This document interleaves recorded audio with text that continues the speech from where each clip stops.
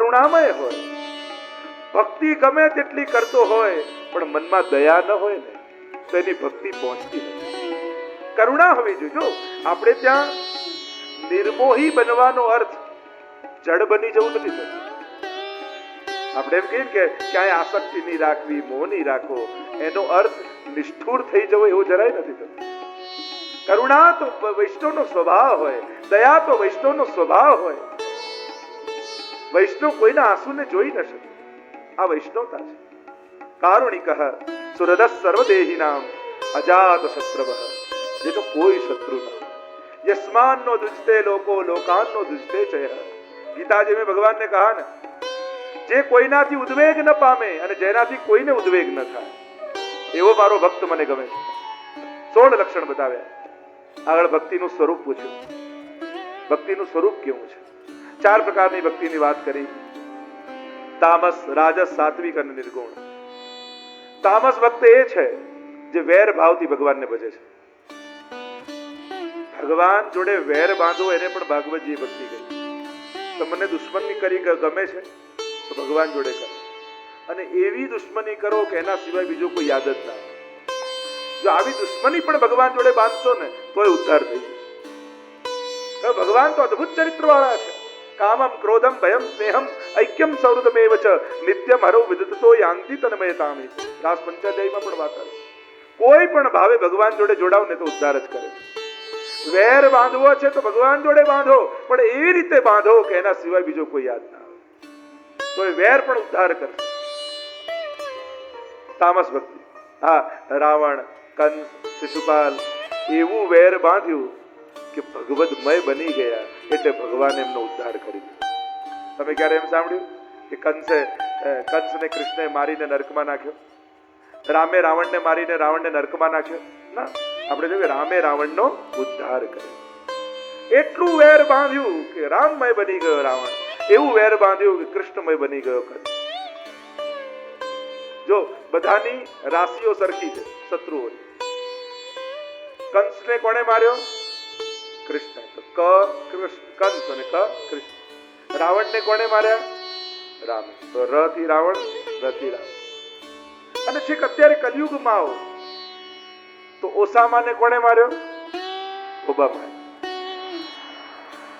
અને હજી આગળ આવો તો આ કલયુગને મારનારી કોણ છે? કે કથા. ક કથાનો ને ક કલયુગ. સમાન રાશિ છે. તામસ પણ ભક્તિ છે. આ તામસ ભક્તિ. સકામ ભક્તિ, કઈક મનોકામના સાથે ભગવાન પાસે જવું, આ રાજસ ભક્તિ. માણસના મનમાં ઈચ્છાઓ છે અને ઈચ્છાઓ પૂર્તિ માટે જ્યારે વ્યક્તિ ભગવાન પાસે જાય એને પણ ભક્તિ કહી છે. અર્થાર્થી પણ ભગવાન ભક્ત જ કહે છે. આર્તો जिज्ञासु अर्थार्थी च ज्ञानी भरतर्षभ. गीताजी में भगवान ने कहा अर्थात, जो अर्थ की कामना से आता है वो भी मेरा भक्त है. પણ ભગવાન સાધારણ કૃપા કરે ને તો ઈચ્છા પૂરી કરે, અને વિશેષ કૃપા કરે ને તો ઈચ્છાઓ જ પૂરી કરી નાખે, ઈચ્છાઓ જાગે. આ રાજસ ભક્ત. મુક્તિની ઈચ્છાથી જે ભગવાન પાસે જાય એ સાત્વિક. અને છેલ્લે કહ્યું જે ભગવાનને સુખ આપવા માટે ભગવાન પાસે જાય એ નિર્ગુણ ભક્ત છે. એને પુષ્ટિ ભક્તિ કહો, ભાગવતી ભક્તિ કહો, નિર્ગુણ ભક્તિ કહો, આ બધા સમાનાર્થી શબ્દો છે. આજ પુષ્ટિ માર્ગ, આજ ભાગવતનો માર્ગ, આજ નિર્ગુણ ભક્તિનો માર્ગ કે જ્યાં કેવલ ને કેવલ ભગવાનના સુખનો વિચાર, ભગવત સુખની ચિંતા જ્યાં છે. ગોપીજનોની જે ભક્તિ છે, પરીક્ષા કરી હતી ને ગોપીજનોની કે જ્યારે ભગવાનને નારદજીને સંશય થયો કે શ્રેષ્ઠ ભક્તિ કોની, અને ભગવાને કહ્યું મારા પેટમાં બહુ દર્દ છે, જાઓ ને કોઈ સંત મહાત્માની ચરણ ધૂલી લઈ આવો, જો એ મુખમાં નાખીશ તો તમારું દર્દ જતું રહેશે. નારદજી બધા પાસે ગયા અને બધા કે અમારી ચરણ ધૂલી જો ભગવાન લે તો અમને તો નરકમાં જગ્યા ન મળે, અમે ન આપીએ, કોઈએ ન આપી. અને પ્રભુએ કહ્યું જાઓ ગોપીજનો પાસે જાઓ. ગોપીઓ પાસે આવ્યા કે તમારી ચરણ ધૂલી ભગવાન જોઈને જોઈએ. ગોપીઓ કહે ટોપલા ભરી ભરીને લઈ જાઓ, ભલે અમને નરકમાં જગ્યા ન મળે પણ મારા પ્રભુનું દર્દ જાય તો મારું જીવન સફળ થઈ જાય. આ નિર્ગુણી ભક્તિ, આ પુષ્ટિ ભક્તિ, આ ભાગવતી ભક્તિ જ્યાં કેવલ ને કેવલ પ્રભુના સુખનો વિચાર, હું શું કરવું કે મારો ઠાકોરજી રાજી થાય, એની પ્રસન્નતા માટે સેવા કરું, એ પ્રસન્ન થાય તો મારું જીવન સફળ થઈ જાય. આ કામના અને આ સહજમાં નથી જાગતી. આ તો ભક્તિ કરતા કરતા જ્યારે નિર્ગુણતા આવે ત્યારે આવો ભાવ હૃદયમાં આવે. સાધારણ વ્યક્તિઓને તો સમજાય નહીં, એ તો એમ કહે માંગવાનું જ ન હોય તો ભગવાન પાસે જવું છે એના માટે, એને વ્યવહાર સમજાય. ભક્તિ તો ત્યારે પ્રગટે જ્યારે આપવાની વૃત્તિ આવે. સાચો પ્રેમ તો ત્યારે પ્રગટે ને જ્યારે આપવાની વૃત્તિ આવે. તું સુખી થાય, તું પ્રસન્ન થાય અને મારી ભક્તિનો આનંદ મને મળે. એનું સુખ અને ભક્તનો એમાં છુપાયેલો આનંદ આ પુષ્ટિ માર્ગ. જ્યાં ભગવાનના સુખનો વિચાર અને ભગવાનને હસતા જોઈ વૈષ્ણવને એનું જીવન ધન્ય લાગે, આ પુષ્ટિ માર્ગ. તું પ્રસન્ન થયો, આજે તું રાજી થયો, મારું જીવન સફળ થયું. આ નિર્ગુણી ભક્તિ. અને આમ 4 પ્રકારની ભક્તિનું વર્ણન કર્યું. દેવહૂતિની મુક્તિ થઈ અને કપિલ ભગવાન પૂર્વ દિશા તરફ પ્રયાણ કર્યું. બોલીએ ગોવર્ધનનાથ કી જય, ભાગવત ભગવાન કી જય. તૃતીય સ્કંદને વિરામ આપીએ. ચતુર્થ સ્કંદ વિસર્ગ લીલા. 31 અધ્યાય 4 પ્રકરણ મહાપ્રભુજી બતાવ્યા. ધર્મ, અર્થ, કામ અને મોક્ષ. જેને ચતુર્વેદ પુરુષાર્થ નામથી આપણે ઓળખીએ છીએ. પુરુષાર્થ એને કહેવાય કે આ ચારે દરેક વ્યક્તિના જીવનની ડિમાન્ડ છે. દરેકના લાઈફની આ ડિમાન્ડ છે. દરેકને ધર્મ જોઈએ છે, દરેકને અર્થ, કામ અને મોક્ષ. આ ચારે વસ્તુ દુનિયાના દરેક માણસને જોઈએ. તમે એમ કહો ધર્મ ક્યાં બધાને જોઈએ? અમે તો કહીને થાકી જઈએ છતાં કોઈ ધર્મ કરતું નથી. કરતું નથી એ વાત જુદી, ઈચ્છા તો બધા રાખે છે. બધાને છેતરતો હોય પણ એ વ્યક્તિ પણ ઈચ્છા તો એવી રાખે કે મને તો ઈમાનદાર માણસ જ મળે.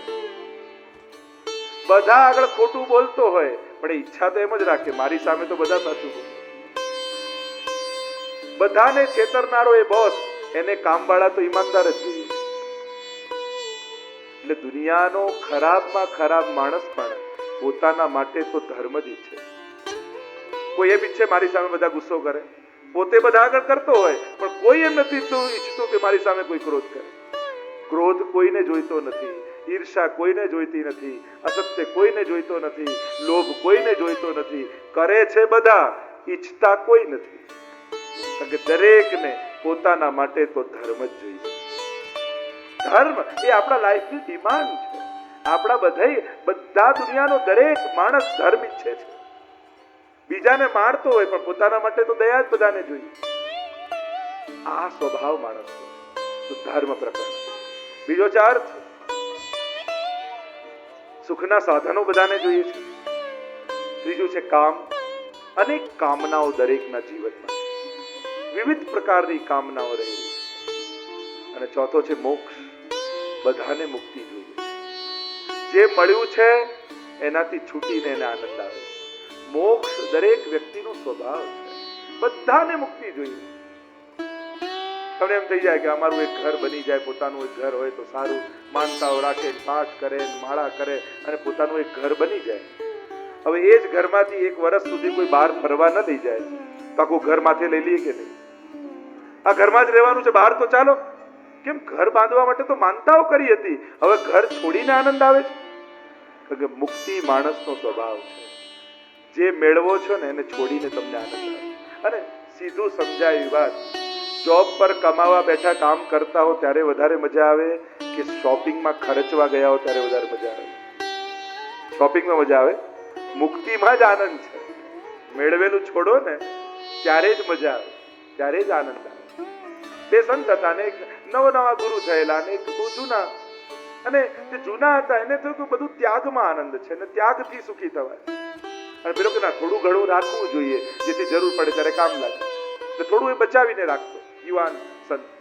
એકવાર જંગલમાંથી જતા હતા અને પાર ઉતરવા માટે વચ્ચે નદી આવી અને એક જ નાવ વાળો અને કહ્યું કે તું અમને પાર ઉતારીશ. એટલે નાવ વાળાએ કહ્યું કે આ 2 રૂપિયા લાગશે, આપો તો પાર ઉતારીશ.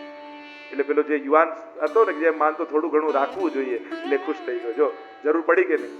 અને 2 રૂપિયા આપ્યા, નાવમાં બેસી ગયા અને નદીની વચ્ચે નાવ આવી ત્યારે પેલા યુવાને વૃદ્ધ સંતને કહ્યું, જો મેં અમને કહ્યું હતું ને થોડું ઘણું બચાવીને રાખીએ તો જ આપણું કામ થાય. અને વૃદ્ધ સંતે કહ્યું, બચાવીને રાખ્યા હોત તો તારું કામ ન થાત. તે 2 રૂપિયા આપી દીધા એટલે આપણને પાર ઉતાર્યા છે. ત્યાગવાથી પાર ઉતર્યા, રાખવાથી નથી ઉતર્યા. છોડ્યા તો પાર ઉતર્યા. કામ મોક્ષ, મોક્ષ માણસનો સ્વભાવ છે. જ્યાં છો ત્યાંથી મુક્ત થવાય છે. પહેલા તો એક બાળક થઈ જાય તો સારું, બાળક થઈ જાય અને બાળક થાય એવું તોફાની થાય એમ થાય, આ સ્કૂલે જાય તો શાંતિ એમ થાય ને. મુક્તિ મનુષ્યનો સ્વભાવ છે.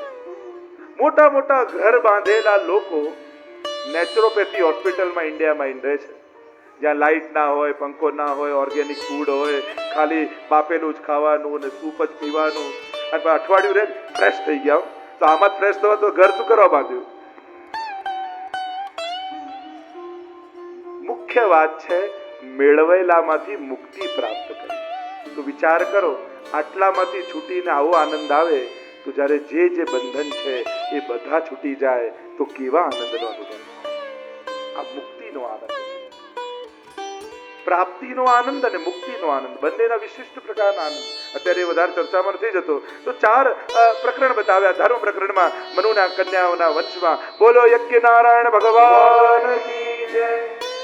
16 કન્યાઓ થઈ અને 13 કન્યા ધર્મને પરણાવી, પ્રસૂતિને 16 કન્યા અને 13 કન્યા ધર્મને પરણાવી, 14મી કન્યા સ્વાહા અગ્નિદેવને પરણાવી. એટલે યજ્ઞ કરીએ ને સ્વાહા સ્વાહા સ્વાહા, અગ્નિદેવની પત્ની છે સ્વાહા. પિતૃ યજ્ઞ કરીએ ત્યારે સ્વધા સ્વધા બોલવામાં આવે. પિતૃઓને સ્વધા નામની કન્યા પરણાવી. 16મી કન્યા સતીના વિવાહ મહાદેવજી સાથે કરાવ્યા. વૈષ્ણવાનામ યથા શંભુ. વૈષ્ણવતા શીખવી હોય તો મહાદેવજી પાસે શીખવી. એકવાર દક્ષને અપમાન લાગ્યું, મહાદેવજીનો દ્રોહ થયો અને વૈષ્ણવનો દ્રોહ થાય એનો નાશ થાય. યજ્ઞો અનેક બતાવ્યા છે ભાગવતજીમાં, પણ વૈષ્ણવ દ્રોહથી આ યજ્ઞ થયો દક્ષનો, એટલે ભગવાને યજ્ઞને સફળ ન થવા દીધું. જે યજ્ઞ, જે સત્કર્મ બતાવવા માટે ને પ્રતિસ્પર્ધાથી થાય એ યજ્ઞો ભગવાન સફળ થવા દેતા. કહ્યું કે આજ પછી મહાદેવજીનો કોઈ ભાગ યજ્ઞમાં નહીં કાઢે. અને પહેલો યજ્ઞ હું કરીશ. દક્ષે એક વિશાળ યજ્ઞ કર્યો, બધાને બોલાવ્યા, મહાદેવજીને આમંત્રણ ના આપ્યું.